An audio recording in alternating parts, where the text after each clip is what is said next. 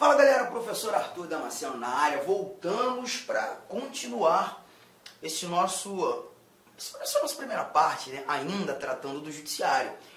Bom, a gente já falou bastante coisa, já falamos sobre todo o artigo 93, os princípios acerca da magistratura, falamos sobre garantias, vedações, os órgãos, e agora a gente precisa tratar dessa autonomia administrativa que o nosso, e orçamentária, que o nosso poder judiciário apresenta, né? Então a gente vai partir direto para o artigo de número 96, está na tela, e a gente faz o exame dos dispositivos daqui para frente. Olha aqui, compete privativamente aos tribunais, é o inciso primeiro, eleger seus órgãos diretivos e elaborar seus regimentos internos com observância das normas de processo e das garantias processuais das partes, dispondo sobre a competência e o funcionamento dos órgãos respectivos, dos respectivos órgãos jurisdicionais e administrativos. A letra A é muito simples, né? Porque a gente examina a capacidade que cada tribunal tem de elaborar seu próprio regimento interno, com suas regras internas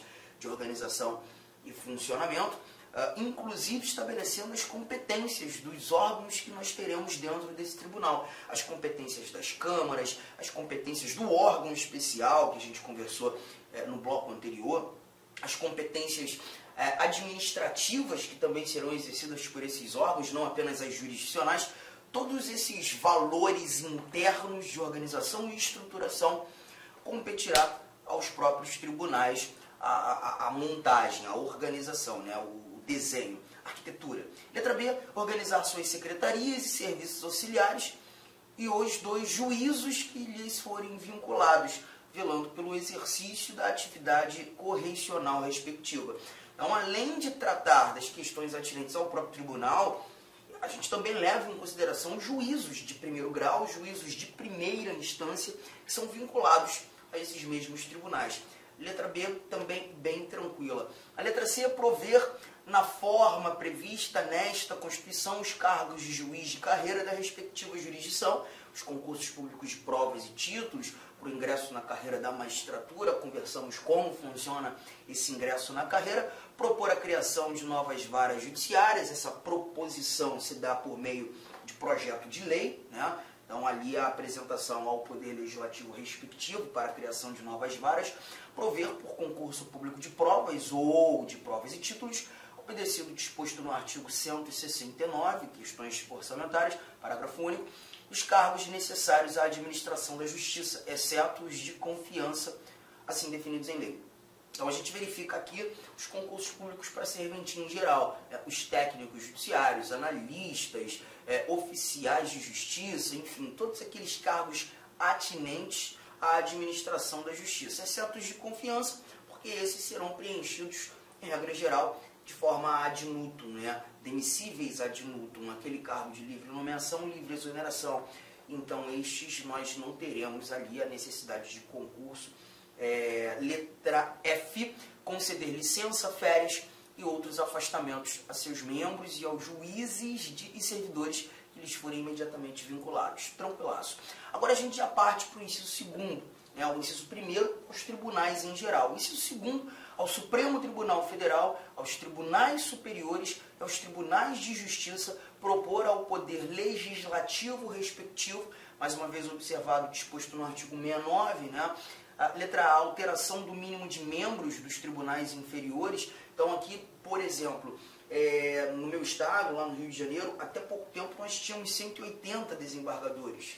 E nós tivemos uma alteração na Lei de Organização e Divisão Judiciárias do meu estado, a LODG, assim a gente chama lá, elevando, majorando o número de 180 para 190 desembargadores. Obviamente, quem fez isso? O próprio Tribunal de Justiça do Estado do Rio de Janeiro, propondo ao Poder Legislativo, à Assembleia Legislativa do Estado, essa pretensão de se aumentar. Se estamos tratando de projeto de lei, propor ao Poder Legislativo, temos todo aquele processo legislativo necessário. O projeto de lei tem que ser aprovado pelos deputados, se porventura Supremo ou tribunais superiores, aí já seria o Congresso Nacional, deputados federais, senadores federais, com a sanção do chefe do executivo respectivo, para que tenhamos efetivamente aquela alteração. Letra B, a criação e a extinção de cargos e a remuneração dos seus serviços auxiliares e dos juízos que lhes forem vinculados, bem como a fixação do subsídio de seus membros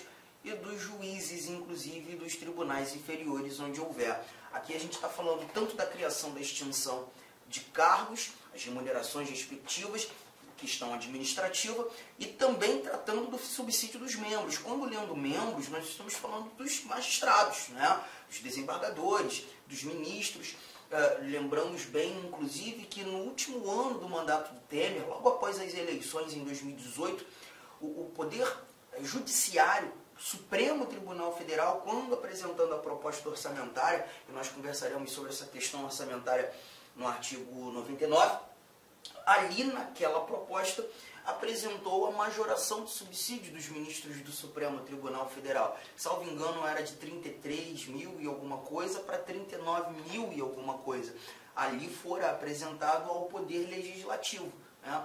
Justamente para que tivéssemos, na realidade, nesse caso nem ao Legislativo, né? Enviado ao Executivo a proposta orçamentária.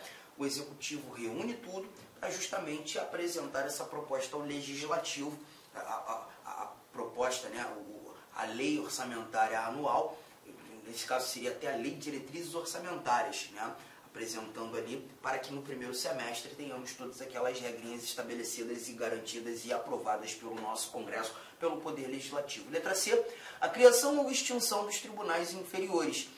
Bom, um belo exemplo é falar de TRF, Tribunais Regionais Federais. Tribunais Regionais Federais, eles não existiam antes de 1988. Os Tribunais Regionais Federais, ou tão somente TRFs, são os tribunais de segunda instância da Justiça Federal. Eles não existiam. Na realidade, eles foram criados pelo Constituinte em 1988 para ocupar o lugar do extinto Tribunal Federal de Recursos. E de 88 para cá, nós vimos apenas a criação de 5 TRFs. Mas se é tribunal regional, não deveríamos ter um para cada estado? Bom, primeiro ponto, a demanda de processos na Justiça Federal ela é menor.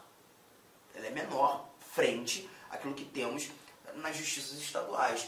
E todos os TRFs, atualmente, eles cuidam de mais de um estado, né? Por exemplo, o TRF do Distrito Federal, que tem sede no Distrito Federal, ele cuida, obviamente, do Distrito Federal, ele cuida dos estados do Norte, ele cuida do Mato Grosso, Goiás, Tocantins, ele cuida dos estados do Nordeste, ele cuida da Bahia e de Minas Gerais, né?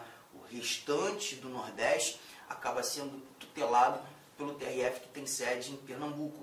Assim como no Rio de Janeiro, nós temos o TRF2 que cuida do Rio de Janeiro e Espírito Santo. Assim como em São Paulo, nós temos o TRF que cuida de São Paulo e Mato Grosso do Sul. E em Porto Alegre, Rio Grande do Sul, nós temos um outro TRF que vai cuidar dos 3 estados da região sul. Mas é possível a criação de novos TRFs? Sim, claro. Já se pretendeu, né, pelo menos é uma pretensão, criar um Tribunal Regional Federal com sede em Minas Gerais. E aí a gente verifica, né, que competirá ao STJ ou ao STF a proposição de projeto de lei no intuito de se criar tribunais inferiores, porque o Tribunal Regional Federal é um tribunal inferior da Justiça comum. A alteração da organização e da divisão judiciárias, a gente também já trouxe aqui alguns exemplos, e o nosso terceiro inciso, a gente também vai falar muito sobre isso aqui quando tratando de foro por prerrogativa de função. Voltaremos a esse dispositivo, aos tribunais de justiça julgar os juízes estaduais e do Distrito Federal e Territórios, que são os juízes de direito, bem como os membros do Ministério Público, nos crimes comuns e de responsabilidade, ressalvando aqui a competência da Justiça Eleitoral. O Código Eleitoral ele também traz a capacidade aos seus órgãos de julgamento de crimes, mas crimes eleitorais.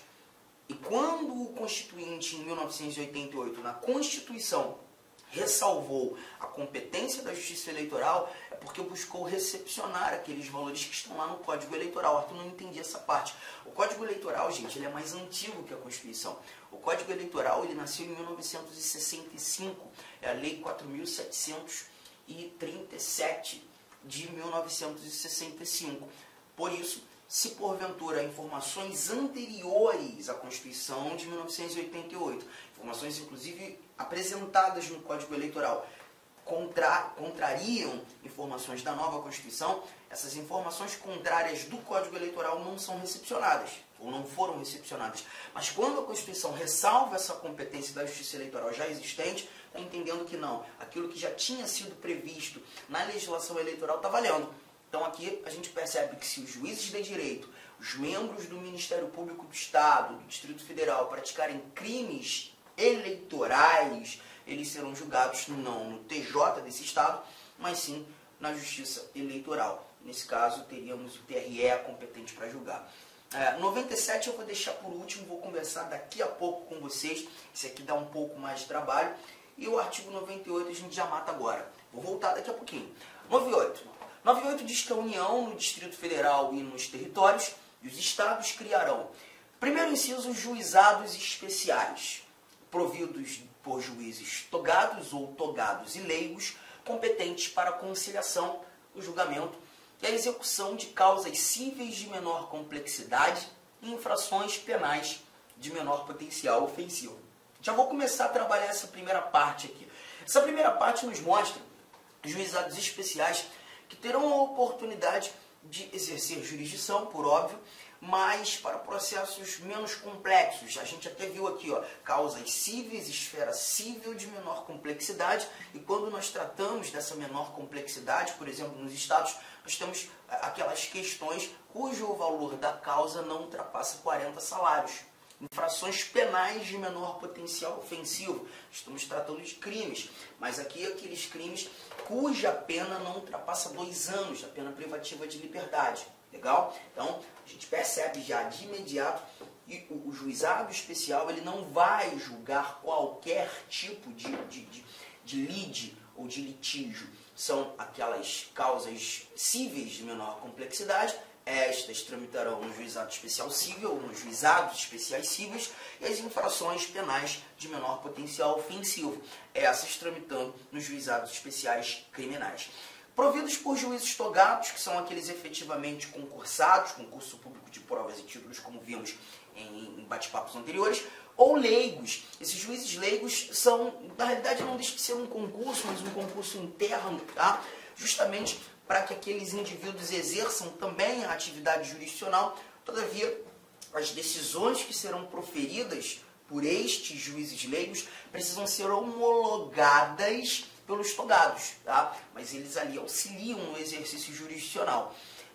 Um outro detalhe, competentes para a conciliação, o julgamento e a execução dessas mesmas causas.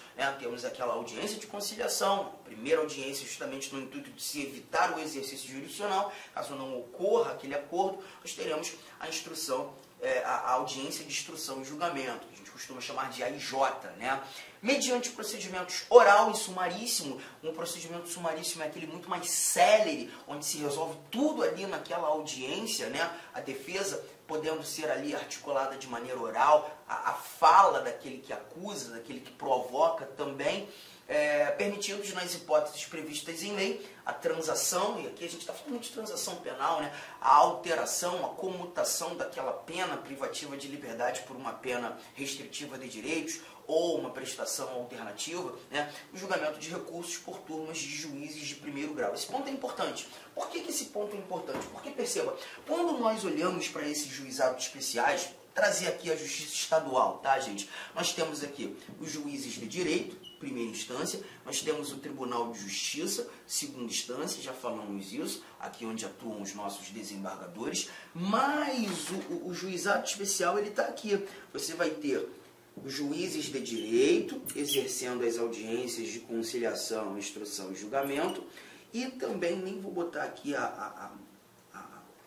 o círculo, né? Porque aqui nós também teremos a possibilidade do julgamento de recursos por turmas, o julgamento de recursos por turmas recursais. Só que não sei se você reparou, nós lemos agora há pouco que essas turmas recursais elas serão compostas de juízes de primeiro grau. Então significa que tanto esse juiz de direito que exerce atividade jurisdicional monocraticamente em sede do juizado especial, e essas turmas recursais que julgarão os chamados recursos inominados, fazer o duplo grau de jurisdição, rediscutir a decisão proferida por esse juiz de direito, essas turmas recursais, elas não são segunda instância. Elas não estão na segunda instância, elas estão ainda na primeira instância. Toda essa estrutura do juizado especial está dentro da primeira instância. Então nós teremos julgamentos de recursos por turmas recursais compostas de juízes de primeiro grau. Mas essa turma recursal, ela é colegiada? Sim, você vai ter um colegiado. Você vai ter 3 juízes, não são desembargadores, 3 juízes de primeira instância, reavaliando as decisões daqueles juízes de direito que foram proferidas monocraticamente em sede de juizado especial. É o que temos aqui no nosso juizado especial civil, no nosso juizado especial criminal. Legal. Artigo 98, inciso 1º, a gente conseguiu entender bem. Quando nós estudarmos a parte das competências, vai ser importante entender os motivos pelos quais nós não teremos a possibilidade da utilização de um tal recurso especial, oriundo de juizado especial para o STJ. Vou te contar, calma, isso aqui eu só quis te mostrar e efetivamente te fazer entender que toda essa estrutura do juizado especial está na primeira instância. Legal? Bom, o inciso 2º traz pra gente justiça de paz remunerada, composta de cidadãos eleitos pelo voto direto, universal e secreto, com mandato de 4 anos. Aqui eu já paro e já converso contigo sobre um detalhe. Esse nosso inciso 2º, ele está falando dos juízes de paz. Juízes de paz. E o detalhe é perceber que se essa justiça de paz, esses tais juízes de paz, essa justiça é composta por cidadãos eleitos pelo voto direto, universal e secreto, nós estamos tratando de cargos eletivos, cargos que serão preenchidos por processo eleitoral. E você consegue ver também essa informação quando analisando o artigo 14, parágrafo 3º, inciso 6º da nossa Constituição, que trata dos cargos eletivos e as suas idades respectivas. A idade de 35 anos para presidente, vice-presidente e senador, a idade de 30 anos para governador de estado e do Distrito Federal, assim como seus vices, a idade de 21 anos para prefeito, vice-prefeito municipal, deputado federal, deputado estadual, deputado distrital e juízes de paz, 21 anos, de acordo com a própria Constituição, no artigo 14, parágrafo 3º, inciso 6º, e os 18 anos para vereador, né? Mas a gente já verifica claramente, estamos tratando de cargo eletivo. E aí rola aquela confusão a título de prova.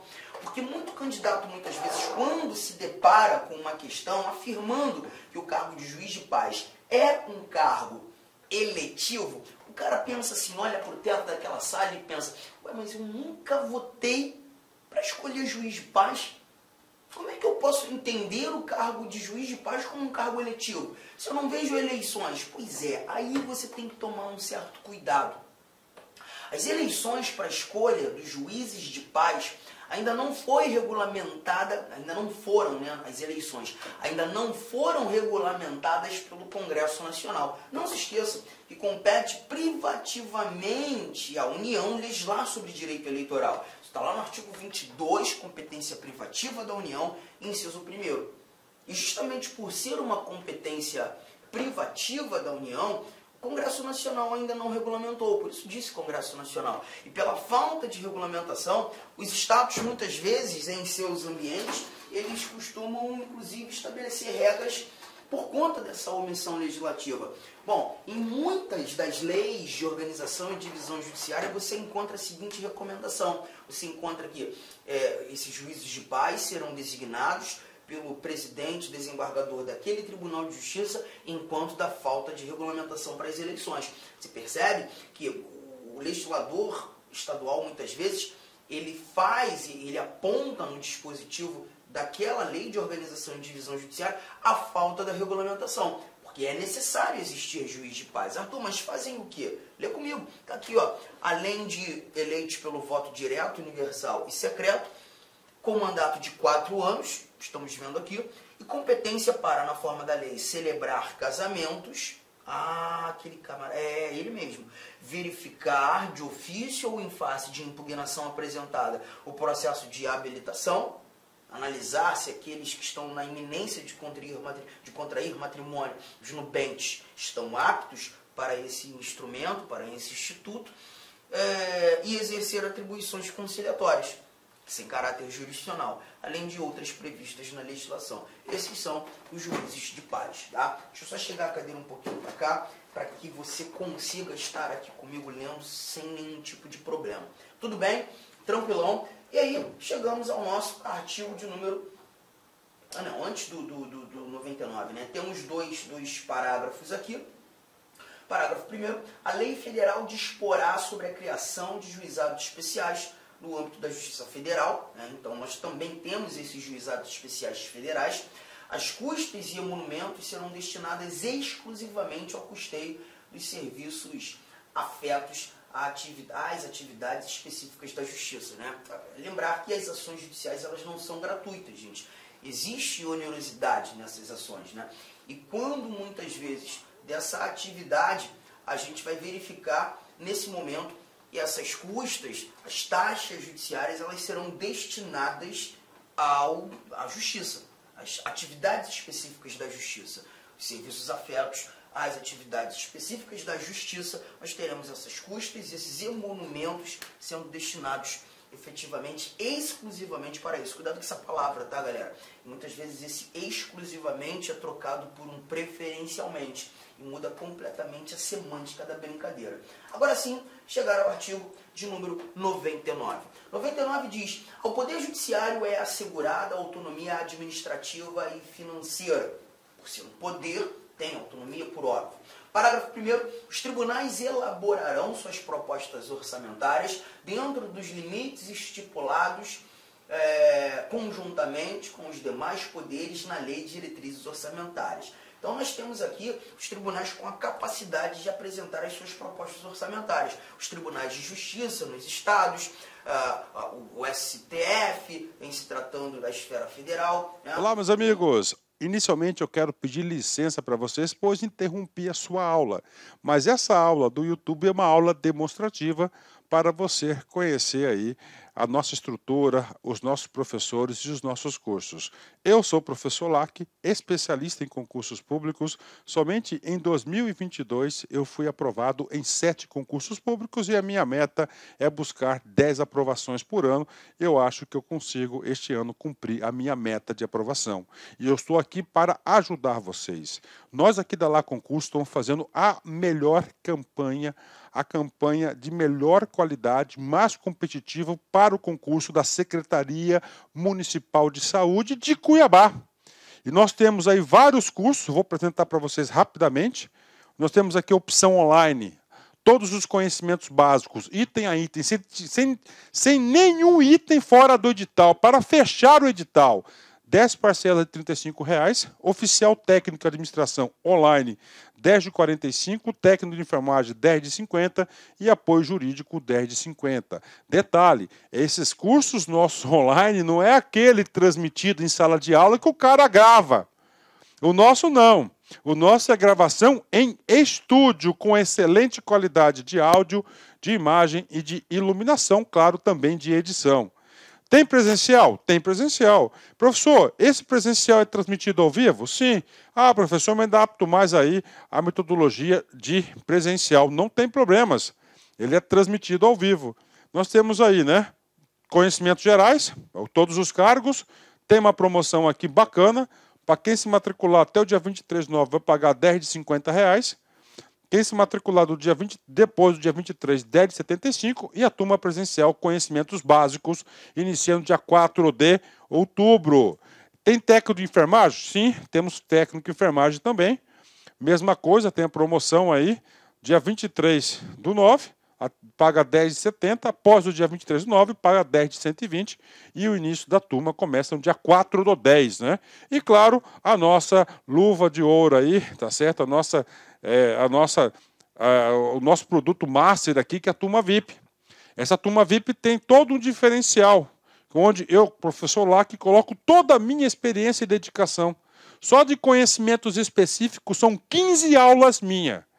Essa turma aqui é para, cara, o cara que cumprir, o cara que assistir esse curso, participar, cara, eu tenho muita confiança e muita certeza que ele vai sair muito bem e ele vai ter todas as condições de ser aprovado. Beleza, pessoal? Então, você quer uma chamadazinha aí, tem aqui embaixo, tem um link para você falar diretamente com o nosso atendente. Qualquer coisa, você vai no nosso Instagram. Quem responde o direct do Instagram sou eu, faço isso pessoalmente, porque é um canal de comunicação que eu abri, que eu exerço diretamente com os nossos alunos. Valeu, meus amigos. Então, venham estudar conosco.